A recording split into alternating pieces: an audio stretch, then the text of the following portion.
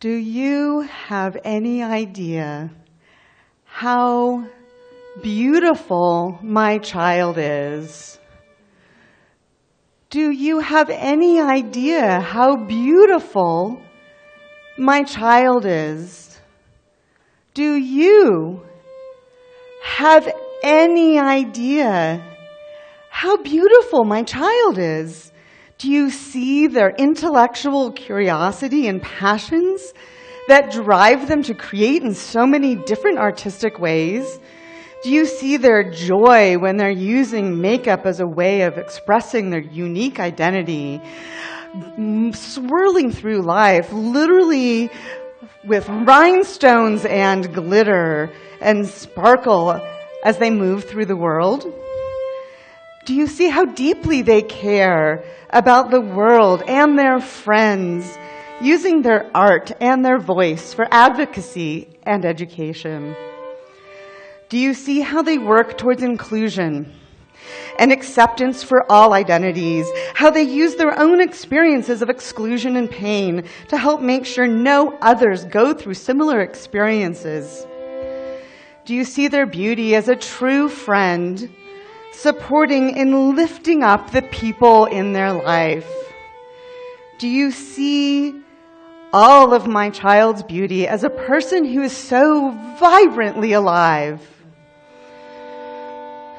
And my child is so vibrantly alive today, despite the unimaginable pain that they went through on their journey to discovering themselves and finding the self-love and confidence to live every day authentically. And what is most gratifying to me as a parent is that my college-age child has grown into the sparkling, joyous person, the joyous, non-binary person that is the essence of who they were as a tiny toddler before the bullying began. And the bullying began early. I will never forget the day that Sam came home from preschool, crying inconsolably. I could not imagine what had reduced my chatty, bubbling, excited kid to silence and sobbing. As a parent, my first thoughts were some physical challenge, an injury on the playground, the onset of an illness. I kept asking Sam, what happened? Where does it hurt? And I held them and tenderly examined their little 4-year-old limbs. Eventually, Sam, worn out from their full-bodied sobs, found a few halting and hiccuping words. Water bottle. Water bottle.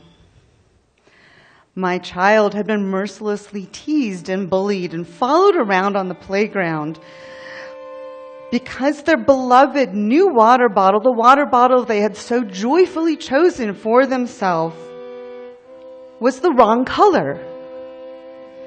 The wrong color water bottle somehow broke the rules that these little preschoolers, barely out of diapers, had already learned about the pink and blue binaries of being a girl or a boy.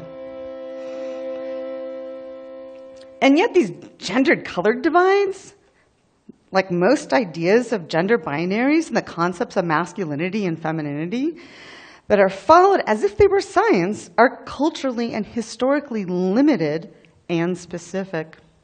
For example, in our Western American culture, the concept of pink is for girls and blue is for boys is a really recent idea, and it was really reinforced by the easy availability of prenatal ultrasounds in the 1970s. And suddenly, parents could be able to figure out the gender, the genitals of their child before birth.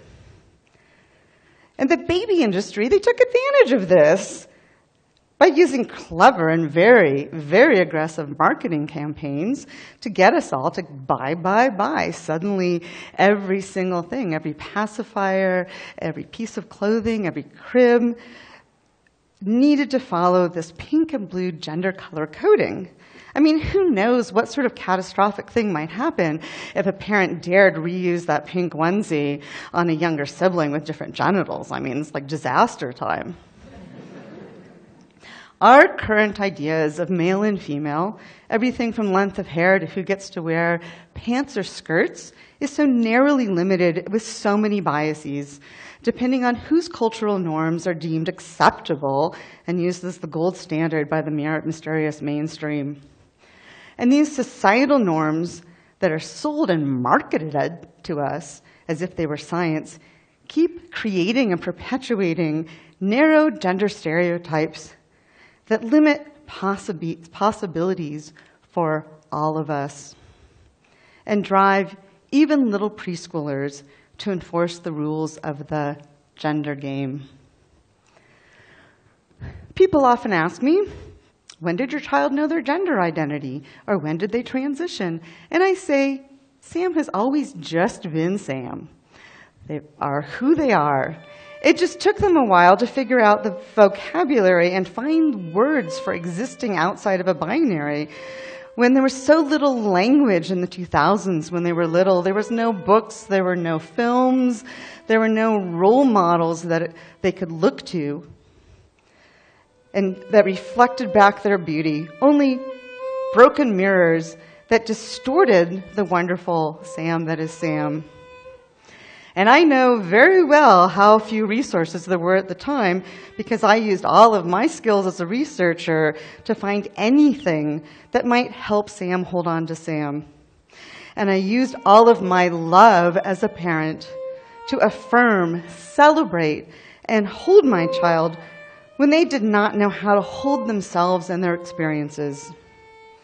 I constantly strived to interrupt the way Sam increasingly questioned every aspect of their self-identity and left them wondering if they even deserved to exist. The stakes were not just Sam losing the beauty that is Sam, but me losing Sam, the unbearable idea of a world without my child. When Sam was in elementary school, I did my best to support them after those bad days, yelled at for being in the wrong bathroom, mocked for choosing books or extracurricular activities that their peers thought wrong.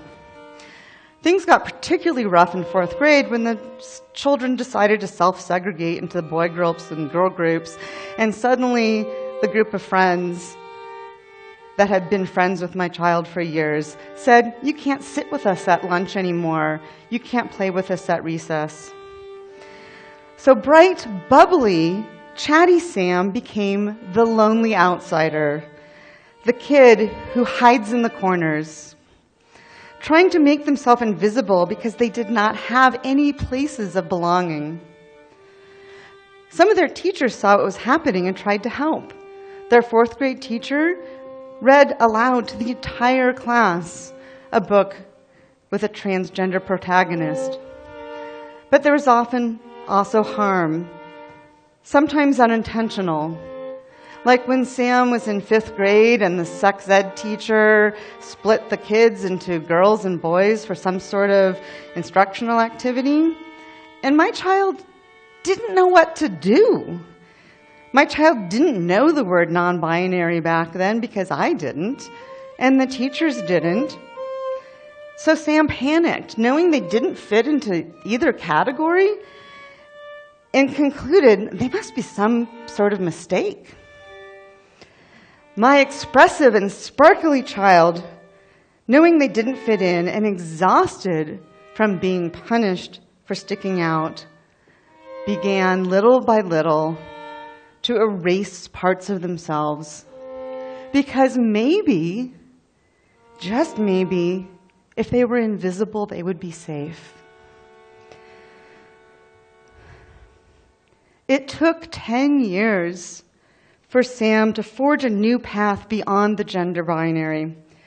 Over those 10 years, I alternated between feeling my powerfulness and powerlessness as a parent, as my child moved tentatively between exploring gender and hiding, bouncing between glimmers of joy and fear.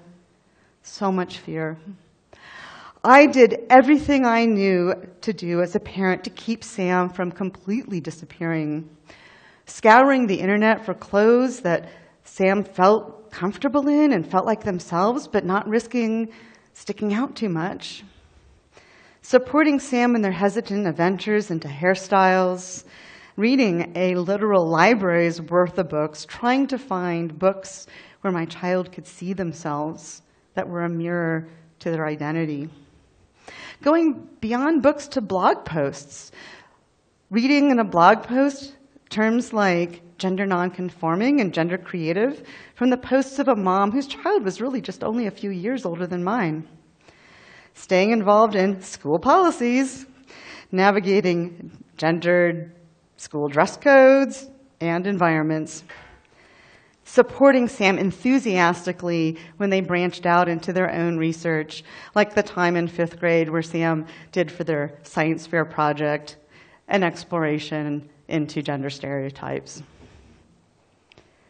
And then when the Thespian Club at school hosted their Anything Goes talent show, 7th grade Sam decided that they wanted to do a drag performance. And I was their biggest supporter. I drove Sam to all the thrift stores. We found this amazing leopard print dress and even a pair of matching leopard high-heeled boots. Phenomenal.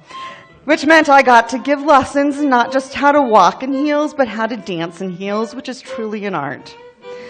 And then when Sam, who was just learning to experiment with makeup, needed to get glammed up, I helped them with their makeup, declaring, "More glitter!"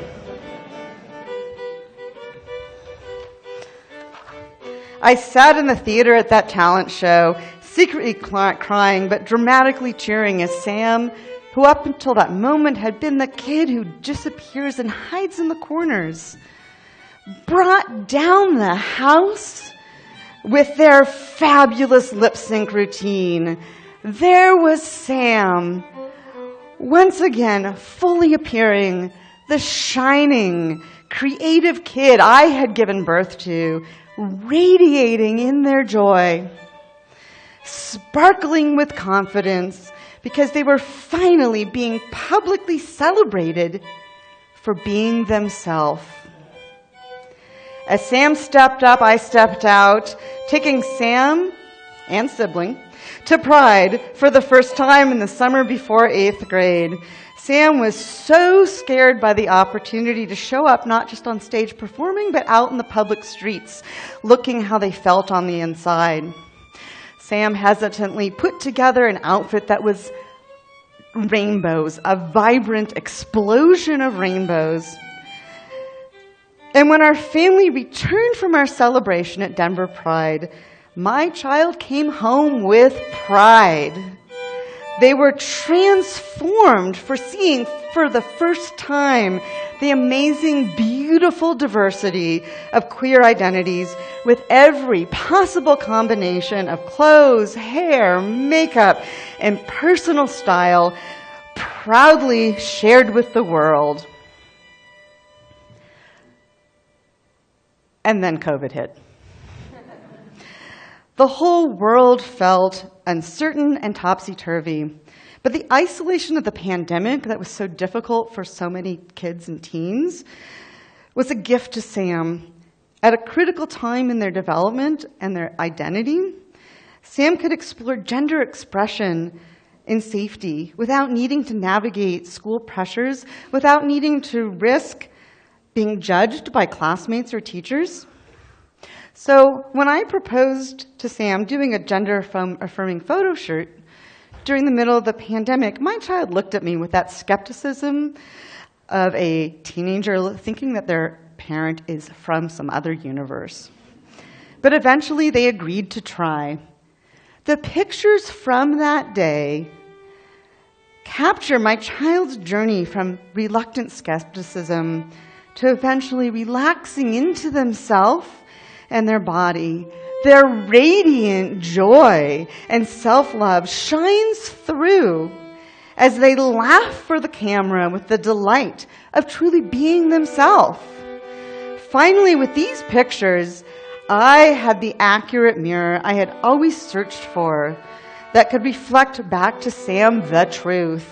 Sam is not wrong or broken. They were vibrant, beautiful, alive. Sam getting a glimpse of how beautiful Sam is. I wish I could tell you that my child's story continued from that moment to the future in an unbroken, glittery rainbow of happily ever afters.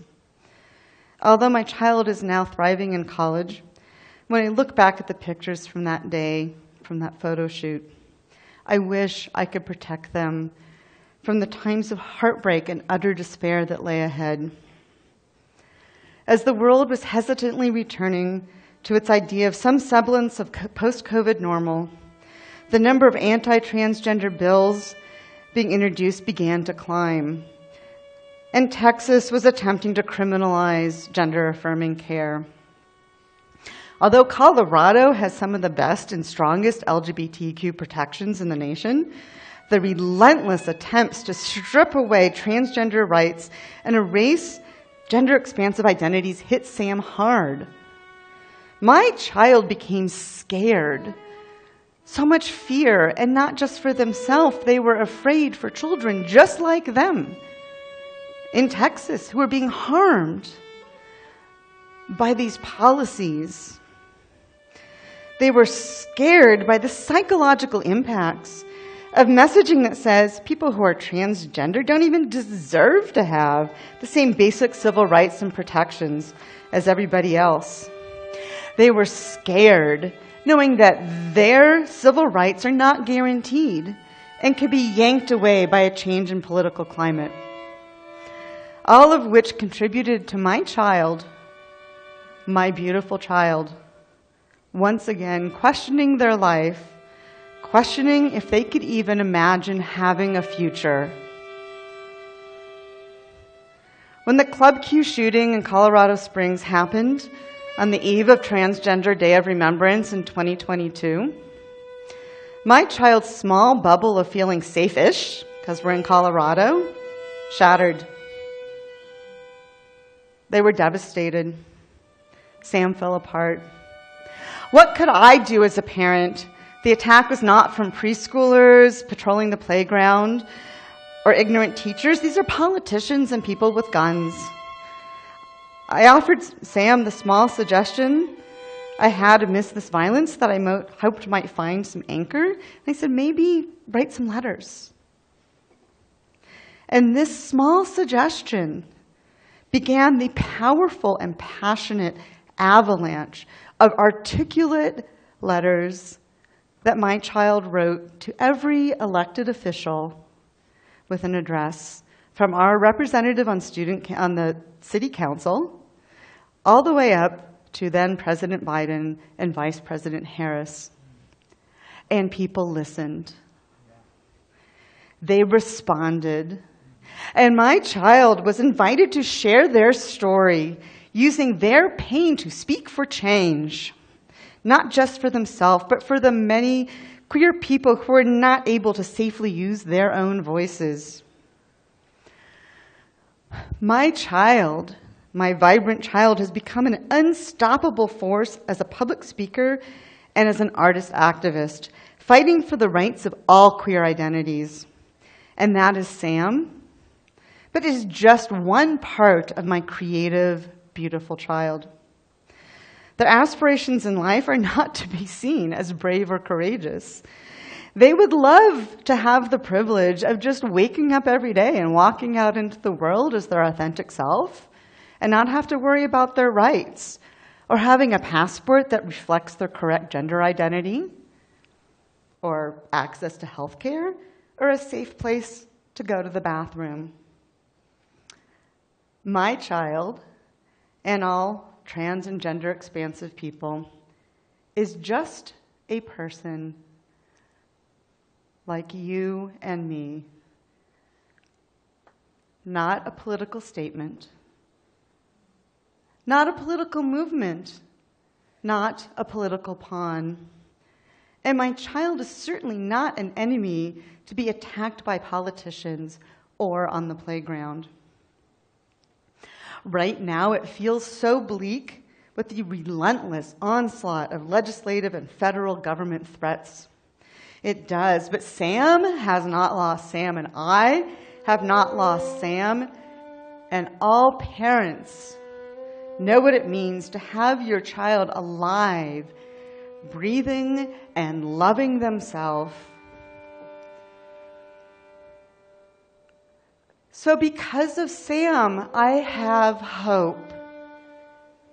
Because all of these amazing parents who have shared their stories with us tonight,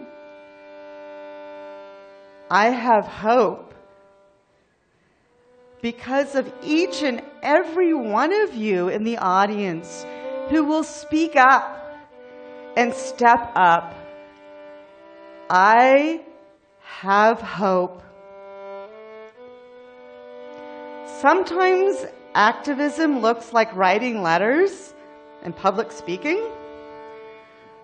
but more often, activism looks like everyday, simple activities, actions of humanity, using people's correct names and pronouns, making sure that there are gender-neutral bathrooms in schools and public spaces, striving towards gender-neutral language, educating parents and teachers why it's a really, really bad idea to take that school field trip to like Texas or Florida because, bathroom laws, not a good idea.